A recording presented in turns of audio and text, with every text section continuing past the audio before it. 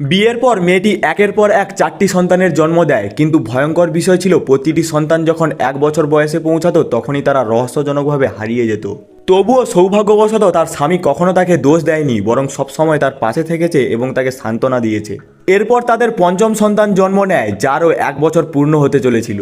আগের ঘটনাগুলোর কারণে মেয়েটি সবসময় আতঙ্কে থাকতো। সে নিজের সন্তানকে এক মুহূর্তের জন্য চোখের আড়াল করতে চাইতো না। কিন্তু একদিন হঠাৎ বজ্রপাতের সঙ্গে সঙ্গে শিশুটিও আবার অদ্ভুতভাবে হারিয়ে যায়। মেয়েটি পাগলের মতো সন্তানের নাম ধরে চিৎকার করতে থাকে। তার চিৎকার শুনে স্বামী দৌড়ে আসে। সে মেয়েটিকে শান্ত করে বলে যে ঘরটা খুব বন্ধ ছিল, তাই সে ন্যানিকে বলেছিল শিশুটিকে একটু বাইরে খোলা বাতাসে নিয়ে যেতে। এরপর সে আরও বলে মেয়েটির নিজেরও খেয়াল রাখা উচিত, কারণ সে আবারও গর্ভবতী।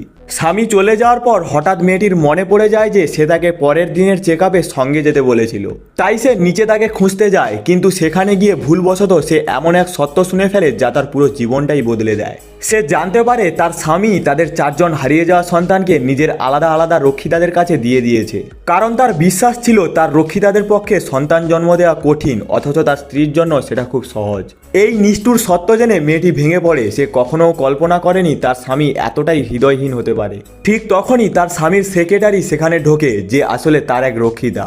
সে বিরক্ত হয়ে বলে, আমার আর একটা ছেলে সন্তান চাই। যে মেয়েটাকে পেয়েছি সে সারাদিন কাঁদে, তাকে আমার ভালো লাগে না। স্বামী এক মুহূর্ত দেরি না করে রাজি হয়ে যায়। একথা শুনে মেয়েটির বুকটা যেন চূর্ণ বিচূর্ণ হয়ে যায়।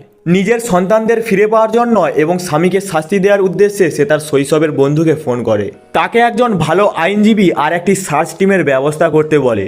কিছুক্ষণ পর স্বামী আবার তার ঘরে আসে এবং অভিনয় করে বলে যে ন্যানি শিশুটিকে বাইরে নিয়ে গিয়েছিল আর সেখান থেকেই সে হারিয়ে গেছে।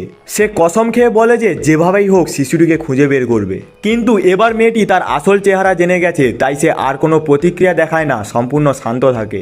সেক্রেটারির ইচ্ছা পূরণ করার জন্য স্বামী এবার নিজেই মেয়েটিকে চেকআপে নিয়ে যাওয়ার সিদ্ধান্ত নেয়। কিন্তু গাড়ির দরজা খুলতেই মেয়েটি দেখে সামনের সিটে আগেই বসে আছে সেই সেক্রেটারি। তবুও সে রাগ দেখায় না, বরং নিজের হাতে সেক্রেটারির সিট বেল্ট পর্যন্ত বেঁধে দেয়। হাসপাতালে চেকআপের পর স্বামী মেয়েটিকে বাইরে বসতে বলে এবং নিজে সেক্রেটারিকে নিয়ে ডাক্তারের কাছে গিয়ে জানতে চায় গর্ভের সন্তান ছেলে না মেয়ে, কারণ দুজনেই ছেলে সন্তান চেয়েছিল, কিন্তু ভাগ্য তাদের পক্ষে ছিল না। হাসপাতাল থেকে বের হওয়ার সময় সেক্রেটারি মেয়েটির পেছনে আসে এবং মিথ্যা সহানুভূতি দেখিয়ে তার হাত শক্ত করে চেপে ধরে। মেয়েটি হাত ছাড়ানোর চেষ্টা করলে দুজনেই সিঁড়ি থেকে নিচে পড়ে যায়। সবকিছু দেখে স্বামী দৌড়ে আসে, কিন্তু অবাক করার মতো বিষয়, সে প্রথমে নিজের স্ত্রীর নয় বরং সেক্রেটারির খোঁজ নেয়।